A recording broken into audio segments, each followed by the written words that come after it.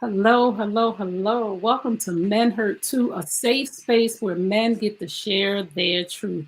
I'm so excited, as usual. I'm always excited to sit down with a strong Black brother who's going to share his truth. I'm always excited to sit down with our brothers because they get such a bad rap, and I know so many positive Black men who are doing big things, who take care of their kids, who handle their business. So I'm excited tonight to be here with Omarr Salgado. Salgado. Salgado. Okay, got Salgado. it. That's See, all right. that's right. Get that last name right. I hate when people get my last name wrong. That's So, okay. yes, I'm your host, Trey Kearney, and we're just going to have a candid conversation about the needs of men. So, welcome, Omarr. Thank you. Thank you for having me. I appreciate you. So, I'm going to read a little bit of your bio, hmm and then I'm going to let you tell the people what is the most important thing that you want people to know about you. Because we read bios, and then people like, okay, this is the part that people really need to know. But Omarr is the chief executive officer and founder of Fast Forward Films, Grown Men Sport, and New. Hold on. See, that's when you got to stop. Grown Men Sport and New Swung Entertainment Inc.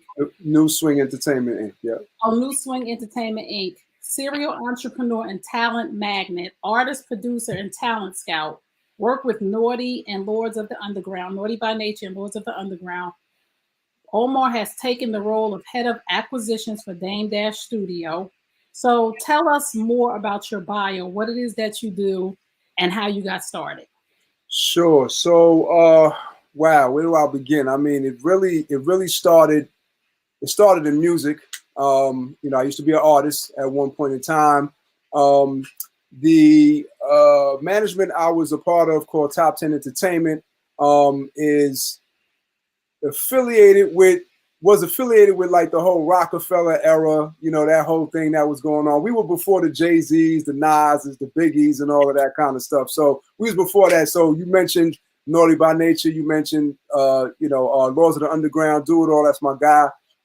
So we come up in that era. So that's before all of that, right? And so fast forward, more recently, I was able to reconnect with Dame Dash through some mutual men that we both respect, that we hold in very high regards in our lives, that are mentors to us, and they brought us together basically, so that we can help each other.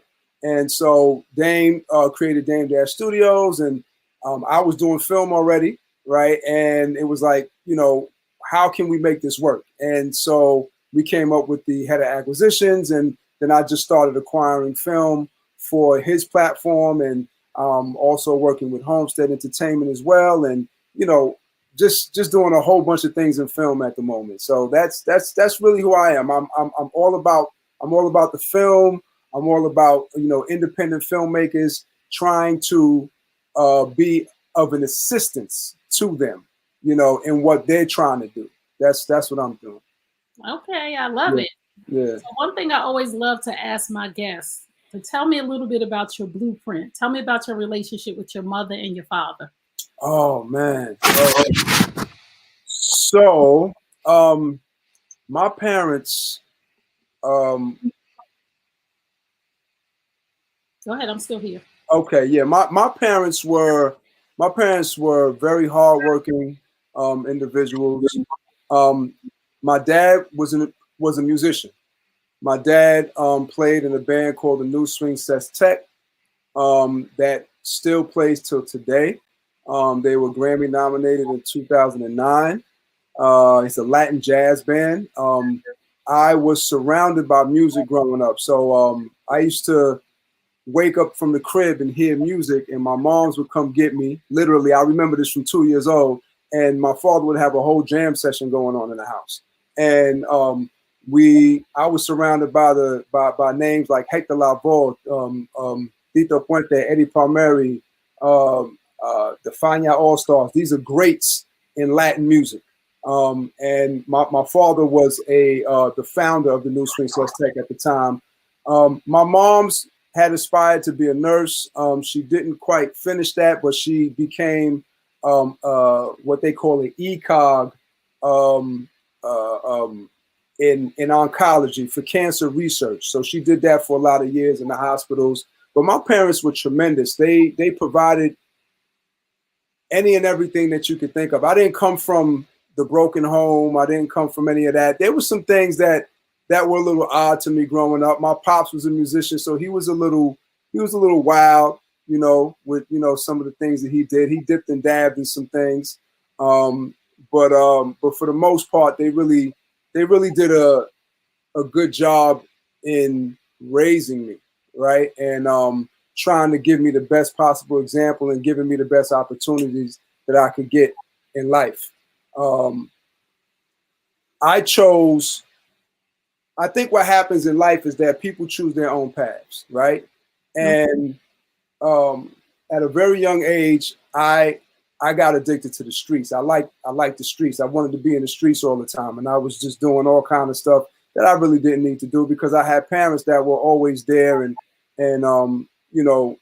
were very instrumental in everything that I did. But I really loved the streets, and I ended up doing some things that I wasn't supposed to do, and that ended me in prison at some point. And at the age of 18, going on 19, I ended up having to do about 3.5 years for that, and I never looked back. So that was in like 94. I came home in 93. I came home in 96, and so I never looked back. And I used that as a learning lesson, and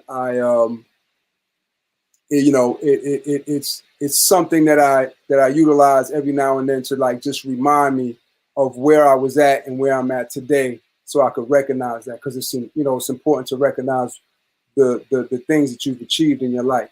So that's pretty much who I am, as a person. I've been through some things. Yeah. Wow, that was eye-opening, because people think first they think no black people come from 2-parent homes. Yes, that is the perception that we have, right, in our communities, that we don't. But my mother and father, my dad passed in 2009, but had he still been alive, they would have still been together. You know what I mean? And so yeah. Well, I love that, because really, I mean, black people just get a bad rap. Everybody's single parents, everybody's in the projects, everybody's doing dirt. And another thing that I heard that came out of that part of the conversation was, just because you're from a 2-parent home doesn't mean you're not going to make mistakes. Yeah, and I say it all the time, because I think that's a misconception. I used to have to tell my mother and father not to blame themselves for any of the choices that I made coming up. I mean, these were my choices. These are things that I chose to do. It wasn't something that it wasn't their fault. You know what I mean? At some point, children become adults, and we make our own decisions. And it's just the path that you take at whatever at any given time in your life. And so that was what I did at one point. But I learned from that. And honestly speaking, I would not change that for anything, because had I not gone through that, I don't think I'd be the man that I am today. I think it was important for me to go through that learning lesson. It was important for God to sit me down for a second, so I could really, really think about what was going on in my life. And I'm grateful that it happened at an early age. Yes. Right? I'm grateful for that. I'm gonna be 50 in September, so it's I'm glad it happened back then. Yeah, say that. I think people don't understand too that your purpose comes from your experiences. That you will be able to share that testimony with somebody and tell them, yo, yeah, I did that too, but look where I'm at now. And I don't think people understand that. I think people harbor on their mistakes for far too long. So do you have children? I do. I'm a proud father of a son. He's 23 years old, just graduated from Clark University, Atlanta. Ooh. Yeah, so I'm super proud of him. That young man, he's an inspiration to me. I believe he's an inspiration to his mother as well. His journey has not been easy. And his last semester, he took 7 classes to finish, and he did it. And yeah, he knocked it all the way out, determined. And me and his mother, we gave him an out. We said, listen, If you can't get this done, we're not mad at you. We understand. He said, no, I'm going to try this. I'm going to try to make it happen. And lo and behold, we was out in Atlanta and cheering him on while he was walking and getting that degree. So yes, it's my only son. I only have one. Wow. Mm-hmm. How did your parents, the way your parents raised you, impact you as far as being a parent? Oh man, love, support. My mother was very instrumental in my respect for women, right? Watching her movements, how hard she worked, how she carried herself. My mom's is a very regal woman, very, respectable. She's a pit. So my wife calls her the little Puerto Rican pistol because she has no filter. But them raising me has absolutely helped me in me being a father. My father was great. My father, I think, as I got older, our relationship got a lot better, and it got a lot better because I realized how much I was like my dad.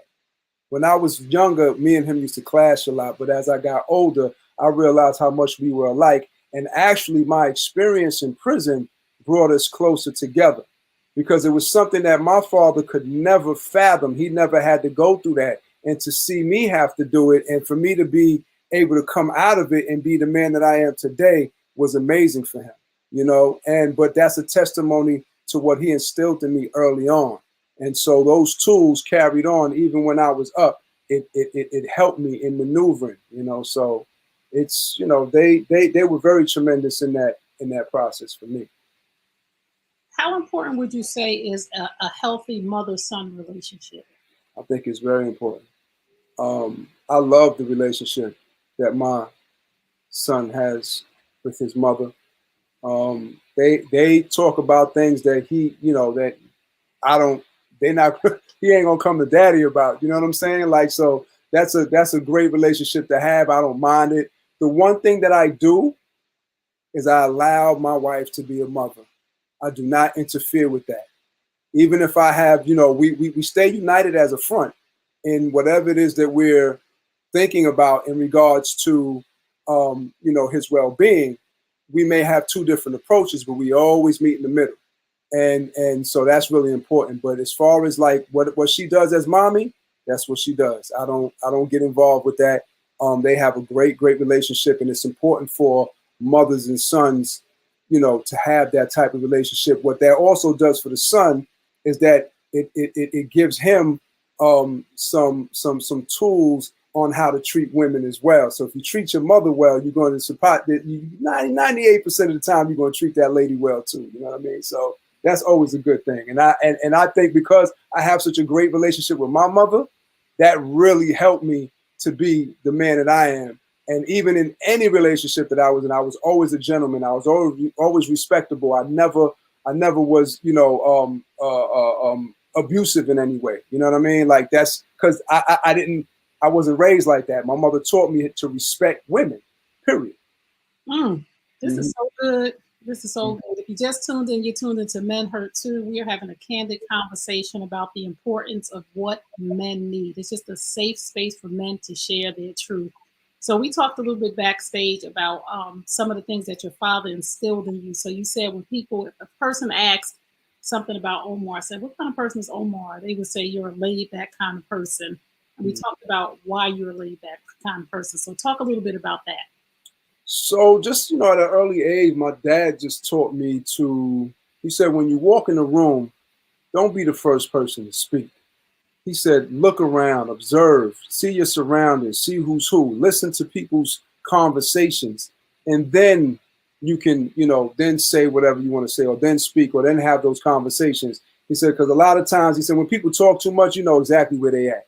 And so I just never been like, I just always been the type of person to, when I walk in a room, I'm not going to say nothing. I'm going to look around first, and I'm going to observe. And sometimes, that could be taken one or two ways. Some people have pegged me to be, you know, I've heard I was stuck up, or I was, or I was, I was unapproachable, you know, in some circumstances. But it's just that I don't like to be the first one to speak. I like to just know who I'm around, you know, when I'm in a room, especially if it's people that I'm just meeting and I'm in the unfamiliar territory. I just need to get a sense of where I'm at that moment. So much. That's good. That's good stuff. Sometimes you just gotta listen. Yeah, you just gotta listen. Sometimes listening is all you need to do. Yes. Literally. That's good stuff. Because sometimes we walk in and we tell people too much. Mm-hmm. Folks, we ain't got no business telling stuff. We like just telling them stuff and then Exactly work out in your favor. So that's good. Mm-hmm. So what is one event in your life that you will never forget? Something that you just, I'll never forget that happened to me. My son's birth. Okay. I'm never gonna forget that. That was I was there through the whole process. I was helping mommy breathe while she was pushing. You know, I was doing all. I was very active with that process. You know, I went to all of Lamar's classes with her. You know, I did all of that stuff. I was. Now I ain't gonna lie. In the beginning, when she said I'm pregnant, I was like, uh-oh. But you know, once I really started to get the realization of becoming a father started to settle in, things changed. And Yeah. what I realized is that life is no longer, for at least for these few years, these years that's getting ready to happen, it's no longer just about me. It's about me and this little one that's getting ready to come into this world that you have to, you know, cultivate and mold and just like really, you know, assist in their journey. So I was all the way in with it. So for me, I remember him coming out, the crown and the whole nine, like vividly. Right. Vividly. Oh, yeah. yes. Vividly. I love that because listen, for some reason the world thinks that mothers love their children more than fathers. I don't know. I don't know if that. All I'm gonna say is that for me, my son is everything. Mm. Don't make me cry. He's everything. No. He saved my life. Wow. Yeah. That's powerful. Yeah. That's powerful because we think I'm saying this because I just want people to understand the title of the show is Men Hurt Too, because I feel like men, especially black men, are not understood the proper way. Like they don't have feelings for their children, like they're disconnected from their kids. And mothers, we love our kids more than more than the man loves their kids, especially when there's a break in the family. It's like the man doesn't love the child less because he's not in the home with them. They just don't have the same access. So that's why I like to see how you were talking about the birth, because we talk about the birth as women all the time. We're like, man, this, that, the other. But to say, I remember the crown coming out like it was yesterday. That's powerful to know that you were in that moment and you'll never forget it. So I thank you for being transparent. You're welcome. Now we talk about a little bit about relationships now. What's one thing that shuts a man down? What is one thing in a relationship that will shut a man down from communicating? Oh man, I guess not being understood. That can be a little that could be troublesome. Like, you know, if you're trying, if what you're trying to convey to that person is not being understood, it could definitely make you shut down. In my experience, at least in my experience, like, you know, I'm better with that now, in terms of like being able to talk things out and you know, listen to reason and what I've learned is that men and women are different. Yes. Period. There's no ifs, ands about it. We're different. We're different biologically. We're different. You know, we're different mentally. You know, we're different physically. We're just different. And when you can understand the differences when you have a better understanding, if that makes sense. Yes. Yeah. Yes, I love that. That is so good. Mm-hmm. So how soon, and this is for women who are listening, and I love to talk to men who are married in relationships because they can be honest and genuine with their answers. How soon does a man know that she's the one or he's serious about a woman? I don't know if there's a time limit to that. I think everybody's different. I think it's just I think it just depends on the on what's happening in that moment, right? Yeah, I don't. I know couples that met and uh, uh, a month later knew that they wanted to be with each other like forever and still are with each other to this day. You know, me and my wife married after being together for a year, right? And so we're married now 23 years. Woo! 23 years. 23 years. Thank you. And it is an accomplishment, but it wasn't an accomplishment without struggles. Right. It was real, and it's still real because you're constantly learning about each other. You're constantly,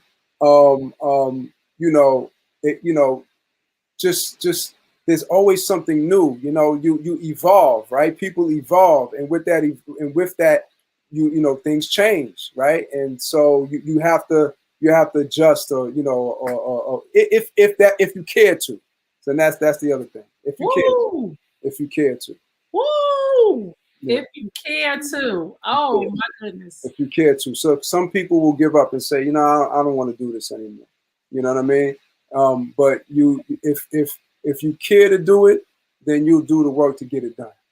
Oh my goodness. Y'all hear that, ladies and gentlemen? If you care to do it, you'll hang in there and you'll get it done. If you're really committed. So I just want people to understand too. I want people to really have hope in marriage. I want people to have hope in the future because we have so much going on the internet between Black men and women, and who is more wrong than the other. Who, right? Yeah. So social media is really crazy. It's just way too much access to me for me. You know what I mean? And it's a lot of different people's opinions. It was nice when you didn't have that much access. I believe that you were able to work things out internally. A lot of stuff. So sometimes you'll have an argument and then you end up on this, right? And then all of a sudden you're listening to all of these different opinions, and now they're getting in your head, and it's kind of these things are influencing you. Yeah, I always tell my friends, like, marriage it's not an easy thing. It's a lot of compromising. It's a lot of work, between both parties involved, and it's not always peachy keen. Sometimes you get on each other's nerves, can't stand to be here. All of that kind of stuff happens. Right. But if you're willing, and then you can work it out. I believe anything can be worked out. So speaking of that, how important is the right woman to a man's success or his demise? Oh, it's super important. Women are the essential backbone. The right woman is the essential backbone to any successful man out here. Even if it's just to lend an ear and get that advice that you need, you know what I'm saying? Again, women being different than men, there's a different perspective. There's certain things that I can look at, and I look at it in one lens, and then the wife can look at it in a different lens, and then she'll say, "Well, why don't you try this?" And it's like, oh, I didn't even think of that. That's amazing. You know what I mean? Like, so I think that having a woman that is vested in herself, right? Right, for her to be the best possible person that she could be, because without that, then she can't do nothing for anybody, right? She can't do it for the husband or the significant other.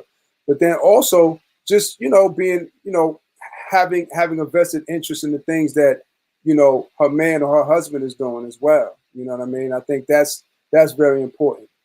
to be open to, the things that he's interested in, or to lend that advice when needed, or to just lend an ear, just a simple ear to somebody that he can come and talk to and listen to, and they can either sympathize or give advice or what have you. That's always important. So what do Black men need? And I don't want to talk about other people. I don't want to talk about white people doing this to us, and I don't want to talk about anything outside of what do men need from Black people as a community? What do y'all need from us? We need support. Okay. We need support. We need support. Black men need to feel. We need to feel like we're, not that we're needed. I don't know if that's the right word, but that we matter. You know what I mean, that we matter. That we, that we're significant in the lives of Black women. That it's just not, I don't need no man. I could do this on my own. And yeah, you can, but it'd be a whole lot better if a man was with you, right? To do it with you, right? So I just think that whole thing about, being together and working together and being a unit and growing together and all that, that's so important. Like, in any relationship, like, you got to be able to do that, to grow together. And I think if Black men, if we can get that kind of support, I think we'll be in a better place. Now we're talking about young Black boys now. Mm-hmm. What would you tell a single mother, as when it comes to a young Black man, a young boy, and what do young Black men need from your perspective of being a young Black man growing into a man? What did you need, and what would you tell a single mother? I would tell a single mother that children need their fathers. They need their fathers. It depends on the circumstance. They need their fathers. They need a male figure. They need a role model, and they need a man in their lives, because we can show them things that the single mother can't show them. Mommy she don't know what it is to be a man. You know what I mean? She don't know what that is. That's different, and so you need that. I've had the pleasure of being a male role model to several young men that are raised by single mothers. And I've had the mothers come to me and say, thank you. Thank you so much for just being there, for showing my son a different perspective on life, for giving him an example of what it is to be a real man, because we need that. I never credit my son's upbringing and who he is just with me. I credit it to the village, literally. Because my son was raised by a village. He wasn't raised by just me and his mother. He has uncles, he has grandfathers, he has, aunts and friends of the family that have been very influential, And so I think with single mothers, even if you don't have a significant other in your life and there's no man, there's this you got family, right? So this has to be a male presence in there somewhere. It has to. I believe that. That's so good, because we got this attitude sometimes of, I'm the mother and the father, and I can do this and I can do that. No, that's so difficult to do. It's so difficult to do. We ain't even built like that. We was just and you shouldn't have to be built like that. You know what I mean? That's the thing. You really shouldn't have to do that. Right. But when you're forced to do that, it's trying, and it affects the upbringing of that child. Definitely. We were just talking about that a little bit. Boys raise up at a certain age. And they need that man there to be like, don't try that with your mother. Yeah, because I raised up when I was 16. My father brought me right back down. Quick. Come on.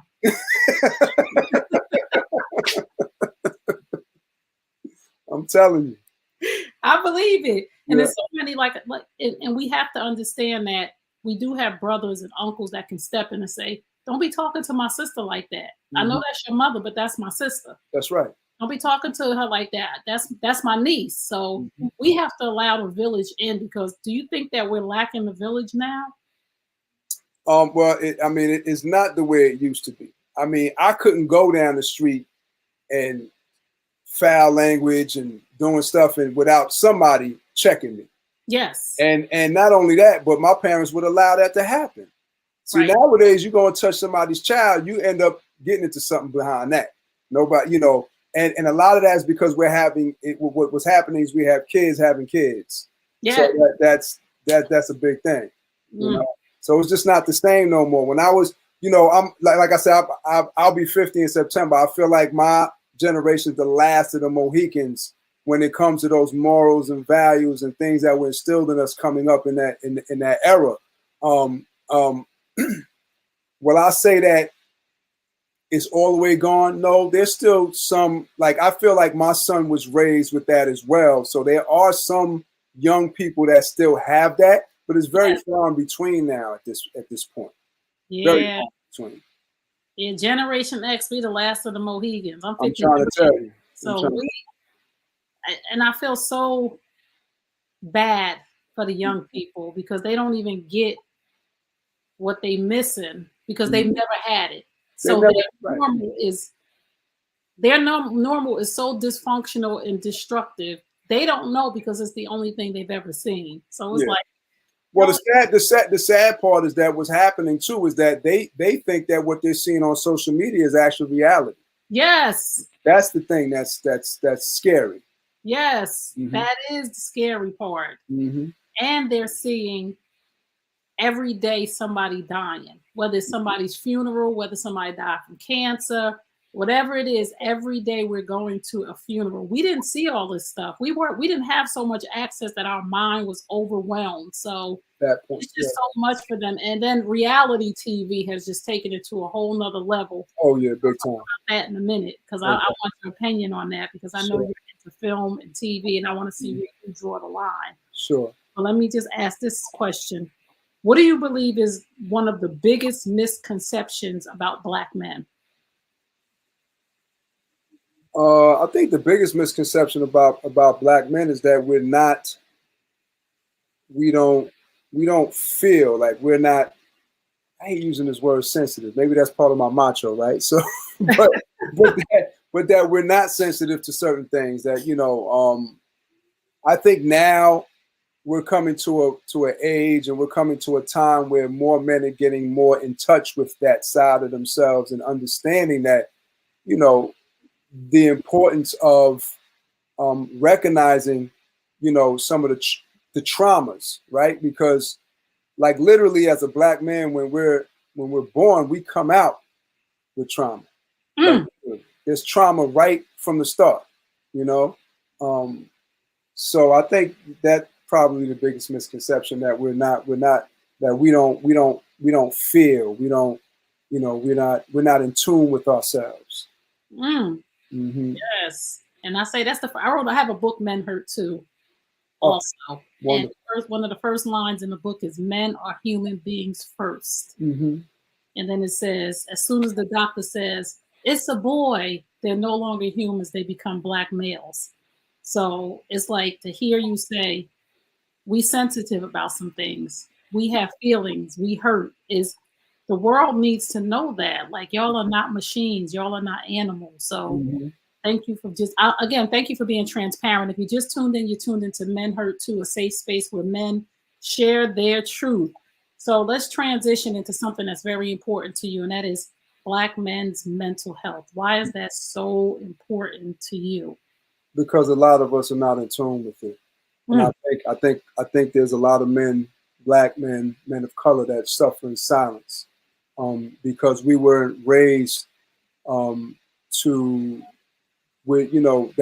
that's taboo in our society, in our culture, to even think that you have some type of mental illness, or there's or you're dealing with some type of trauma. A lot of things that we normalized in our lives coming up was actually very traumatizing to us. I've seen people get shot,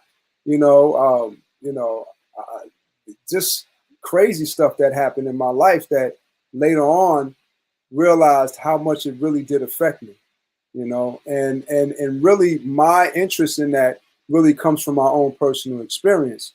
A couple of years back, being diagnosed with depression and anxiety, and having a straight breakdown, and not really realizing what was happening to me.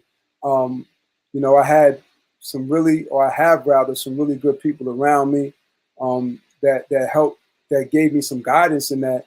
But seeking the help and getting the help, especially for Black men, is not an easy thing. I went through many, you know, different programs and, you know, psychologists and therapists. And it took me a long time to find someone that I felt can really understand where I was at. And so I currently have a therapist now to this day. I do bi-weekly maintenance on myself because it's important for me to do that. And I think that, you know, once you get to a place where you recognize that there is some trauma, that's where the healing begins. Wow. Again, I just want to thank you for your transparency, because I know it's not easy for Black men to sit and have these real conversations and not have the thought in the back of their mind that somebody's going to judge that, or should I say that? Yeah, I kind of really just got to the point in my life where it's like I don't, you know, I'm not concerned with any of that anymore. It's about my well-being, and it's about what I know I need to do to make sure that I'm on point, you know, for my, you know, so in a selfish way, it's about me. You know what I mean? I got to make sure I'm good. I got to make sure I'm good for those that are around me. So that's where I'm at with it right now. So it took me a long time to get to this place to feel comfortable enough to have these conversations that I'm having with you now. But what I find in my travels and talking to different men, like we all can relate. And we all, you know what I'm saying? Like we really can have these conversations. And I know some powerful individuals that have therapists, and they got, you know what I'm saying, have help, all of that stuff. And so it's nothing to be ashamed of at all. Mm-mm. It's so good that other Black men are encouraging other Black men, because we don't think that y'all are encouraging each other. And you can answer this for me. As Black women, we sit and we make these assumptions that y'all don't encourage each other to do better. Y'all don't encourage each other to not cheat on your wife. This is another misconception that we have, that y'all are fist pumping and No. It's very to the contrary. Like we really, well, at least in my circle, we support each other. Right. We support each other, and we talk about what's wrong and what's right. You know what I mean? Like, and that's what it is. I have tremendous friends. I have a brotherhood of about 5-6, you know, individuals that we keep in touch with each other. We stay on top of each other's mental health and make sure that we're okay. You know, and it's all men, and I have these conversations, you know, not just with them, but I have it with other people as well. So I think men are more conscious about it than people would think. We're more aware now than we were maybe a couple of years ago, and we're taking action to get better. We're taking action to make sure that we're staying good and doing what we need to do. That's awesome. I just want I want other Black sisters to hear that men are, just like we're working on ourselves at women's empowerment conferences and all this other stuff. Men are working on themselves, even though at women's empowerment conferences, and I'm learning this, we're actually there trying to fix the men. Like a lot of times we go into that environment trying to figure out how to fix the men instead of trying to figure out how to fix us. Interesting. So in our sister circles, we're busy trying to figure out how can we fix them, and this is what they're doing wrong, and instead of focusing and fixing ourselves. So to hear you talk about this is going to help release some of us from the thought that men are not working on themselves, and y'all think that y'all don't have no problems, and it is what it is. So I'm just so glad to know that you're passionate about mental health, mental wellness for men, for men of color, and that you're passionate about sharing that and being in safe circles of men who hold you accountable Absolutely. for behavior, right? That Mm. will reel you in and be like, nah, dude, that's not what we're doing. That's So right. I'm glad, because our young men need to see that, Right. because they out here a little bit reckless. So y'all get them. Yeah, they're reckless. Y'all get them, because they're gonna be somebody's daughter, husband, and we don't want them out here doing craziness. Right. So let's talk about your film. And another thing that's so important to you is independent filmmakers and the business. So there's a lot of stuff that I just can't stand, like on TV, just trash. Mm-hmm. Where do you set a boundary between I'll work with these people and I can't have my brand associated with that? Or is it just all creative outlet where you say, I just gotta let people be people? So yeah, it's funny. I just had this conversation not too long ago, and so the seat that I hold as you know, head of acquisitions, it I had to look at things in a different lens. As a filmmaker, I would be extremely critical to a lot of the stuff that comes my way. But as an individual that wants to give opportunity to those that are really putting in the effort, because that's what I have to look at. I have to look at the effort that that person put in to create what he created, whether it's trash or not. You know, making a film is no easy undertaking. It's a very, very difficult thing to do. And so I really sit in the place of giving people opportunity to get better at what they do, being able to educate them to the business of what they do, allowing them to monetize off of what they do. You know, a lot of times as filmmakers, we make the film, we put it in film festivals, we get the accolades, and then that's it. You know, nothing else happens. Sometimes that gets a little tiring, but if you can get a little coins off of what you made, it inspires you, right? So you get a little money, you invest a little bit more in your equipment, you invest a little bit more in learning about the craft, and you get better.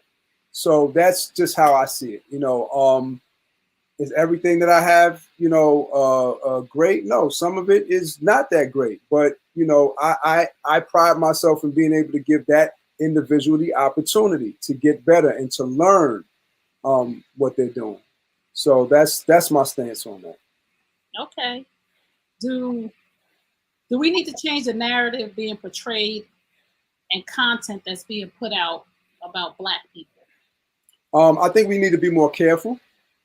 I do think we need to be more careful with that. I think we need to be more creative with it as well. I mean, yeah, these are real stories. Do we have to tell them all the time the same thing over and over again? No, not really. We could change it up a little bit, here and there.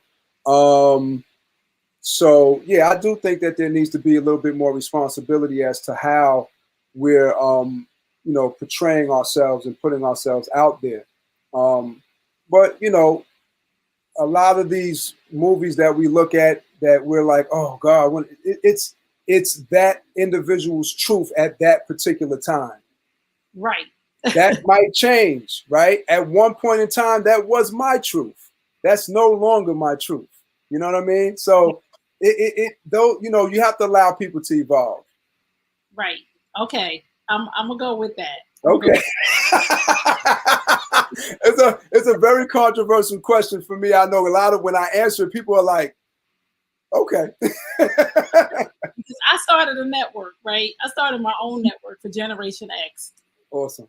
Because I'm not a person to complain, right? I'm solution based. I'm not gonna sit and complain. So I don't like what I'm seeing on the streaming platform. So I say, you know what? You don't have the money to start a streaming platform right now, but you can start the New You Nation Network on YouTube. There you go. Create your own content, and then you can see what you want to see. So I'm gonna go with that because again, if we don't like what we're seeing, then we have to create a different lens for other people. One, and we have to realize that if millions of people are watching it, it's really not the creator's problem. It's the viewers who are pushing it, right? Mm-hmm. Mm-hmm. Like, yeah, it wouldn't be on TV or wouldn't be.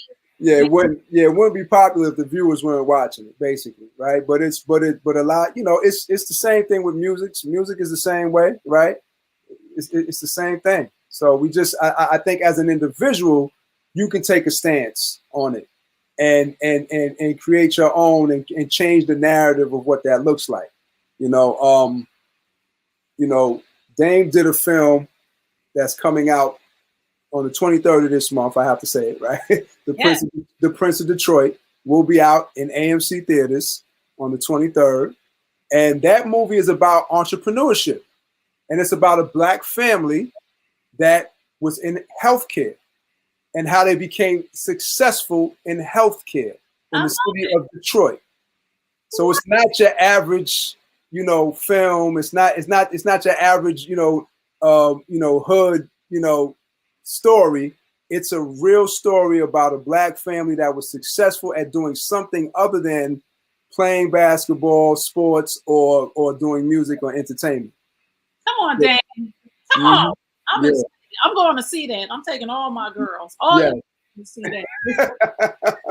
Because we tired of this stuff. We tired of, and like I said, it's the people who are taking in the content that's growing the content in that direction. Mm-hmm. So I'm glad that he's shifting the conversation. Absolutely. We can be successful in different ways. Some people are not going to be the basketball player. Some people are going to be the agent. That's right. And we got to teach our kids and the people around us that it's okay not to be the basketball player. It's okay to be the agent or the sports trainer or the coach. I say that to my filmmakers all the time. I say, you don't always have to be the actor. You don't always have to be the writer. You know what I mean? Like there's so many different facets to, a production company, right? Everybody's important. From the PA to craft services to, you know what I mean? Like to just everybody's important. Your script organizer, all of those people are important to the overall of what it is that you're bringing together. So I always try to let them know, especially the young kids, that you don't always have to aspire to be that. But dream big, always dream big. But there's so much that you can do in this industry. That's so good. Everybody is important. Everybody's important. That is so good. So I know Friday, June 23rd, you're going to be at the North Film Festival. Yes, I am. I'm going to be there with Nate Robinson. What is it? Matt Robinson and Alexander, J.R. Alexander, right? Yep. Right from Fubu. Yeah, I'm super honored to even be in their presence. I'm gonna be honest with you. It was something that I didn't expect. So I'm very happy to be amongst these Black men that are doing some great things. Right, and you'll be talking about distribution and finance. Yes. I'm excited for you. I'm excited. Can somebody please stream live because I can't make it. Okay. Yeah, we'll see. I'm sure. I think they are gonna. They probably will film it though. Yeah. Thanks to Kenny G. That runs the International Film Festival, the Newark International Film Festival. Great friend of mine. And just for him thinking about that. Yeah, definitely. Yeah, I love Kenny too. Again, y'all make sure somebody be on their phone because I need that information. Or I'm gonna have to call you and be like, listen. Well, you can always call me up. You ain't gotta worry about that. Expeditiously. Yeah. We're up here trying to eat right now. So that's right. I'm so excited for you on everything that you're doing. I follow you. I love all your positivity. I love the work that you're doing. I'm excited for what's coming up in the future for you. And again, like we talked backstage, you were like, I'm just doing my thing. Like, I'm just doing what I'm called to do. And let everybody else know what else you're working on before we go. Sure, absolutely. So we're rebranding. We're gonna again, I spoke about the Prince of Detroit. That's under the Dash Group. Also America New, the America New Network. We're gonna be launching our own platform in August. So that's going to be a big deal. It's going to be free for the people, very much like a Tubi. So yeah, I think it'll be free and subscription. We're going to be doing both.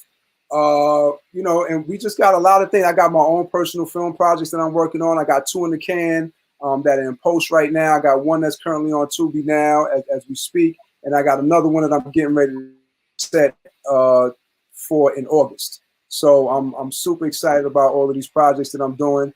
And I mean, just stay tuned. There's a lot happening. A lot happening. Yes. Tell everybody where they can find you, how they can follow, friend, and like you. Sure. So you can follow me on IG, Facebook, and Twitter. All of them are Omarr A. Salgado. That's Omarr A. Salgado. Omarr A. Salgado. And just reach out to me.